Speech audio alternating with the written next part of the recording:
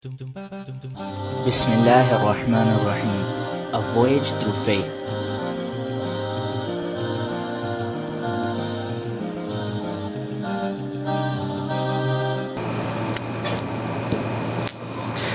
So we were talking about the first proof of the first branch of belief in Allah, which was belief in the existence of the Creator, Allah Azza wa Jalla, in His presence at all times. Right? We said that this belief, or this branch of the belief, can be proven from many avenues and angles of life. The first one was al-fitra, which is your built-in primitive nature and natural instinct. It tells you, it will inform you that there is a creator who created you and me. No matter, that's a different story if you push it out or you alter it by yourself, but you are created upon this, every single being. Right? And then we said your intellect and your reasoning, your brain will tell you that life has a bigger goal to it. It can't just be making money and stuff.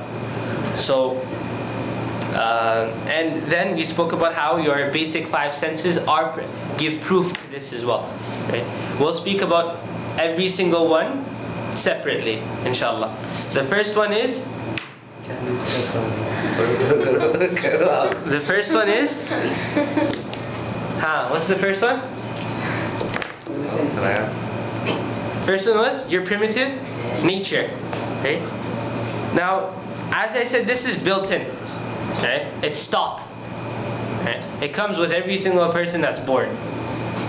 Whether it be from a Catholic family or from like the highest up priest family or like from the most religious Muslim families, everybody comes on this fitrah, which is belief in Allah Azza wa Jalla. Then it is a different story who rejects it and changes himself, forces himself to change, and rejects his inner understanding, his inner feeling. You know, sometimes you have this feeling about you're doing a question wrong, and you know you're doing it wrong, but you just keep on doing it. But from the inside, you know that's the right answer, but you choose the wrong answer, right? This is likewise. It's the same thing. You are built. Your goal is to worship Allah in this life, and that's why you were sent here. And Allah Azza wa Jalla made you for that. But if you choose to go down another path and to reject what you were here for, then that's up to you, because you're going to pay for it. You're going to be judged, and you are going to be accounted for what you did in this world.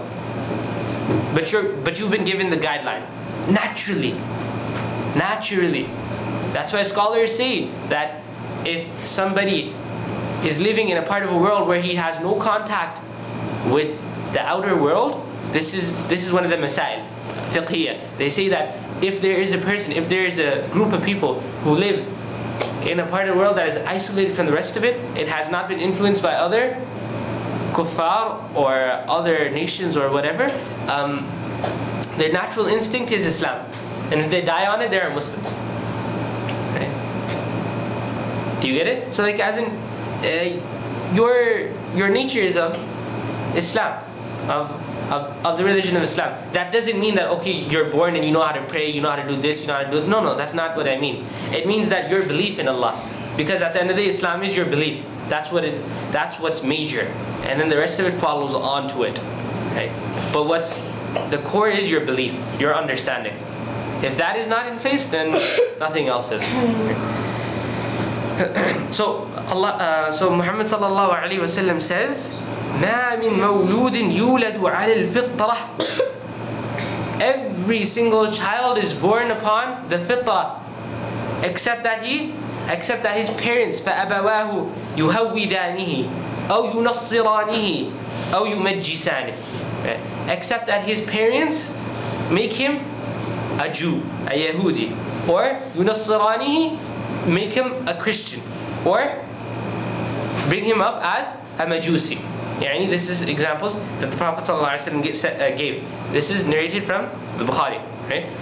So the Prophet ﷺ states that the fitrah is proof to existence and the goal of life. Let's talk about the second angle of proving this was that dalalatul aqliya, your mental, logical sense tells you, it gives you logical proof. Your brain will give you proof, right, that there is a creator. It's not possible to not have a creator, right? Because everything that is made right now and that was made before and was destroyed, right, it cannot come into existence. Nothing can come into existence without a creator. Because for an action, there needs to be a person who did the action, a being, a creation, a being that did that action. An action doesn't appear out of nowhere. There's an actor for the action to occur. Is it not like that? Or are there things happening without every action has a reaction, right? So the action was to do something, and there needs to be something to do that action, right? So your brain will tell you naturally that of the existence of a creator, of a being, of a supreme being. And yet, so that's the first part of it. Is there something funny, Abdullah? Huh? What is it, the picture? Yeah. Mad. Yes, it's the same thing. Hands too big and head just a really small. It's the same thing, man. It's nothing different. My camera's better than you. What you trying to say, man? So, right. Okay, so the second one is that everything, that's number one. Number two is that you can't create yourself.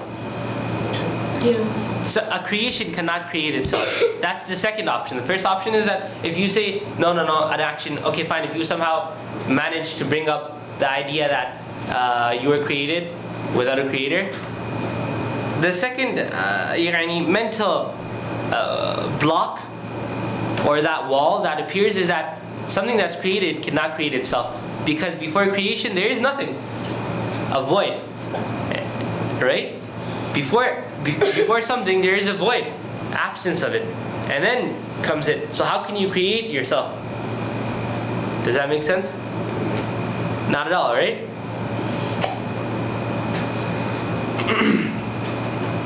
And it is not possible that something appears out of random coincidence. That is not possible as well. It is impossible that you say that our occurrence is a mere coincidence, a mere accident. That is impossible. There are too many possible things that could have gone wrong that aren't. A simple example is the amino acid chain. A single protein, a single amino acid chain. The sequence is of such amazing ratio that if a single one was to be taken out or misplaced, then we wouldn't exist. Forget about everything else and how everything is intertwined, and with the moving of something else moves, and how sophisticated the human body itself is, right? A single amino acid. Protein. Yes. This is the extent of, and the scientists who try to prove this, by the end of the day, after further and deeper research, become Muslim. One of the biggest pro-atheist leaders of the past is now a Muslim. That's for a reason. Because when he delved deeper into the topic, he realized that this isn't possible. There is somebody who created it all. It just can't happen. There are too many possibilities, too many, infinite possibilities that could have gone wrong.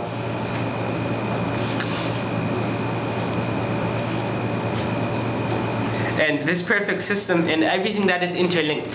Everything is interlinked, right? Everything. A simple example is your muscles. You pull your muscle, right? The lower muscle relaxes and your hand goes up. Everything is interlinked. So all of this can't just happen, coincidentally. No, it happened there was somebody who did it all, who planned it out, who chalked it out, and did it, and now we're here, and there's a purpose for that. So now, coming back to the topic, if you can't make yourself, and nothing can happen coincidentally, this world cannot be created coincidentally, the universe itself, and you can't create yourself, then this automatically proves the existence of Allah Azza wa Jal. Because if you can't prove that, then the opposite is proven by itself. Right? So this is all intellectually speaking.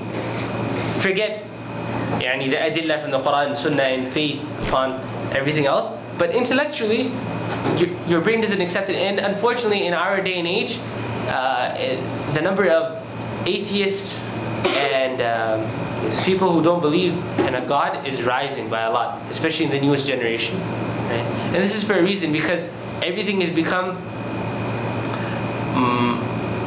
worldly. Everything has to do with things that are touchable, seeable, right? You have certain goals. People have very closed-minded understanding of life, and that's what they go off of. And due to these reasons, they think that, okay, there's no point of there's no such thing as God. Billah. So Allah Azza wa Jal has mentioned this logical proof in the Quran, where Allah Azza wa Jal says in Surah At-Tur, ayah number 35, أَمْ خُلِقُوا مِنْ غَيْرِ شَيْءٍ أَمْ هُمُ الْخَالِقُونَ. Was it that they were created by nobody? Nobody created them? Or that they created themselves? And Allah Azza wa Jal, He logically disproved atheism in the Quran 1,400 years ago. Right? So this is the reason why when Jubair ibn Mut'im radiyallahu ta'ala an, one of the greatest Sahaba, when he heard the Prophet sallallahu alaihi wasallam recite these ayahs, right, in salah, he said that I heard عنه رسول الله صلى الله عليه وسلم يقرأ سورة الطور فبلغ هذه الآية, and he reached this ayah أم خلقوا من غير شيء أم هم الخالقون, and he said كاد قلبي أن يطير, my heart felt like it was going to fly away from my body, right? كاد قلبي أن يطير وهذا أول ما وقر الإيمان في قلبي, and this was the first time that Iman actually set into my heart, into my chest, right? Because and the ayah continues. The next ayah is أم خلق السماوات والأرض بل أم خلق السماوات والأرض بل لا يوقنون أم عندهم خزائن ربك أم هم المسيطرون, and that the heavens and the earths were made and perfected by themselves. أم عندهم خزائن ربك أم هم المسيطرون, and the ayah continues, right? So Jubair ibn Mut'im radiyallahu anhu says that this was the first time that I actually felt Iman. We spoke about the difference between Aqidah and Iman, did we not? We said that Iman is that state, that feeling, that sensation of a rise in your level of belief. While Aqidah is the creed, it's the theory of the matter. Well, Iman is what you sense. And we said how Iman fluctuates. The proper opinion with the scholars is that Iman fluctuates by the hadith of the Prophet ﷺ, when we mentioned it before, right? And there are other adillah as well, where the Prophet ﷺ said the heart is like a leaf flying in the air, right? It flips, twirls, rises and comes back up, right? This is how Iman is. It rises and falls. You'll see sometimes that an example is, you all remember in Ramadan how we felt so strong in our Iman and felt like nothing could break us, right? Or sometimes you have those times you have Iman rushes, you can call them, right? And then at other times you're so low that you actually forget that you're Muslim and that what you're doing is wrong, right? So this proves that the existence of fluctuation in levels of Iman, right? In any case, this was the second angle of proof, which was, what was the second one? What have we been speaking about? Yeah, that's just you. So what are you speaking about? After That was the first one. I missed that. Three? Second one was intellect, reasoning. Right? Sure. So this was the second angle of proof. The third angle was, okay, why don't we further talk about the second angle? So now, say for instance, I tell you all that there is a grand castle, a grand fortress that is surrounded by beautiful gardens. And within these gardens there flows lakes, rivers and streams, right? And within the castle there are beautiful carpets laid, right? And amazing furniture, like top class furniture, right? And it's like every single, the finest points are on point, right? What? The paint, everything, chandeliers, like it's you know, the 9 yards full, right? And I tell you that this just happened, like nobody did it. It just came out of nowhere, bang, out of the blue. You'd call me crazy. Like, okay, this guy has a loose nut up there or something, right? Like, how can this possibly be? Right? So, if you can't believe that a fortress came to be without people building it, then how can you honestly believe that this whole world, the whole universe, everything that is created, that is sustained, that came out of coincidence? How? You must have a loose bolt up there, right? Likewise, there's a story worth mentioning of Imam Abu Hanifa, rahimahullah. He's from one of the imams of the 4 schools of thought when it comes to Islamic jurisprudence, Islamic law, right? He's from one of the 4 imams who one of the schools of thought is named after. So in any case, 2 atheists came to him and they said, we want, back in the day there was a difference. The atheists we have now are quite different from the atheists of that time. Right? There was those atheists that rejected time itself. They were called Dahris. They said that time is fake, it's a fraud. Right? There was others, and later onwards there came those who believed that there is no such thing as God. Right? But this is in later times. Right? In earlier times, the atheists were those who rejected time, usually. They were called Dahris, from Daha. Daha is literally, Daha means the moon, or a month. When the moon comes and goes in 1 month, that's called a Daha. So the people who reject Daha as in time. Right? So now these Dahris came to Imam Abu Hanifa, may Allah Azza wa Jalla be pleased with him and give him Jannah.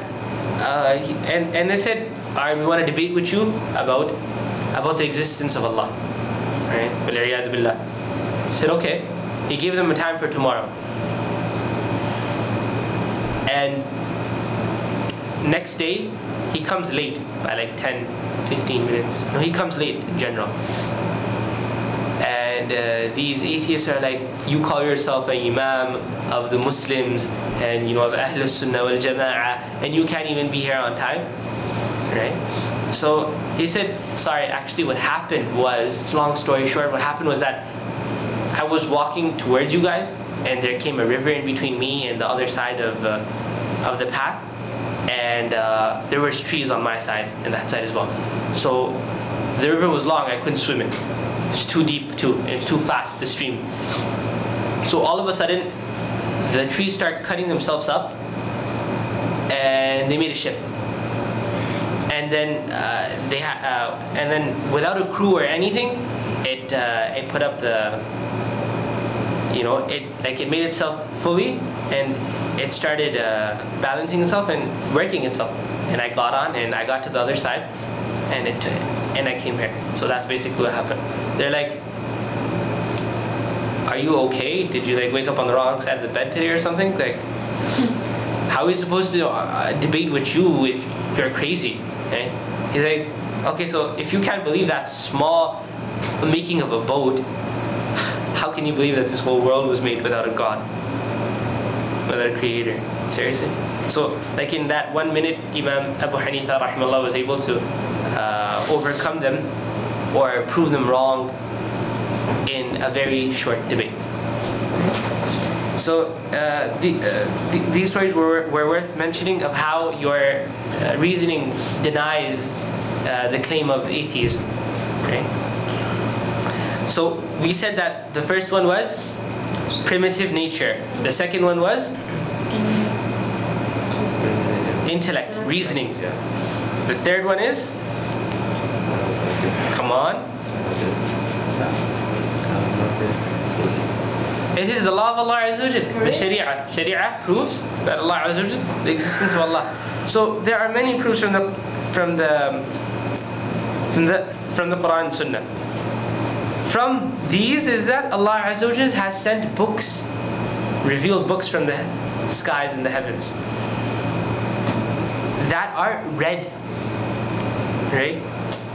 And all of the ordainments that have been sent in these books that were given to benefit humankind, humanity. So everything that these books have come with are to better humanity itself, humankind, our race. All of this proves that Allah Azza wa Jalla exists, and there is an all-wise being who is the creator and sustainer. And He is the best and the most informed and knows the most of how to deal with His creation. He knows what to do. That's why Islam is the perfect religion, because Allah Azza wa Jalla knows what's best for us. He knows what is best for us and how to deal with us and what to tell us to do, because He is, after all, our creator. Now if an inventor invents something, obviously he's going to know it upside down, rather than a person who's being presented to it the first time. So Allah Azza wa Jalla knows this better than anybody else, and He knows what's best for us. That's why the Sharia has been revealed as it is, to better humankind. And the last one was the five senses, right? Which were basically, our senses prove the existence of Allah Azza wa Jalla through two ways: by listening and seeing, which is right, and accepting the calls of the messengers. Accepting the calls of the messengers. This is one way that proves the existence of Allah Azza wa Jalla. Now you need to concentrate here, because the accepting the message of the preachers, which were the prophets, right, is accepting Allah Azza wa Jalla. But we're just trying to talk about this specific law, which is believing in the existence of Allah Azza wa Jalla. So we're proving this through our hearing by the call of the messengers, right? So the messengers calls towards this, that there is no God but Allah. He is the creator and the sustainer, so worship Him. Right? But we're trying to just prove that He is the creator and sustainer. Right? So in the Quran, when Nuh alayhi salam said, وَنُوحًا إِذْ نَادَى مِن قَبْلُ فَاسْتَجَبْنَا لَهُ. And also what is necessary is when the prophets would ask for something and it would come true. This also proves the existence of Allah Azza wa Jalla. When Nuh alayhi salam asked, "O Allah, destroy my nation because they have not listened, and I have preached to them for 900 and so years, and they have not accepted." So swipe them off of this earth. And Allah Azza wa Jalla accepted his dua and caused them to not be, destroyed them. Likewise, when in the hadith of the Prophet ﷺ, where in the Sahih Bukhari, where Anas bin Malik radiyallahu ta'ala anhu narrates that a person came to the Prophet ﷺ on the day of Jum'ah while the Prophet ﷺ was giving the ceremony speech, and he came to him and said, "Ya Rasulullah, halak al-mal." He said, "Oh, the Prophet of Allah, all our wealth has been destroyed. Waja' al-iyal, and our families are dying of starvation. Fad'u Allah lana, so ask Allah Azza wa Jal, make dua to Allah for us, so that Allah Azza wa Jal may send rain upon us as mercy and blessing. Okay? So Muhammad sallallahu alaihi wasallam raised his hands, and he did not let them go. He did not let his hands come down until rain started coming onto his beard. Subhanallah. So the calls and the du'as of the prophets prove the existence of Allah. And up till today, you'll see that if you are righteous and you are fulfilling all the conditions of the acceptance of a dua, and your dua is accepted, this proves that the existence of Allah Azza wa Jal, because this wouldn't happen. Sometimes you'll see that there are situations where it looks like you won't ever be able to get through this, but you ask Allah Azza wa Jal sincerely, and it happened. So this shows the existence of Allah Azza wa Jal. And also the miracles of the prophets show this. The miracles of the prophets, of what they did. So these also prove, what do they prove? The existence of Allah. From which angle? From senses. From the angle of senses. Because the miracles you could see, you could touch, right? And likewise, the du'as. So these are the two categories of how sense proves the existence of Allah Azza wa Jal. And I guess we'll stop here, inshallah, for today, which at the first branch of belief in Allah, which was belief in the existence of Allah Azza wa Jal bi-idhnillah. If you have any questions associated to the topic. Any questions associated to the topic? No. No. No? Okay. سبحان ربك رب العزة عما يصفون وسلام على المرسلين الحمد لله رب العالمين. اللهم اجعلنا من هداة المتقين الصالحين العاملين. اللهم اكفنا بحلالك عن حرامك واغننا بفضلك عن سائر.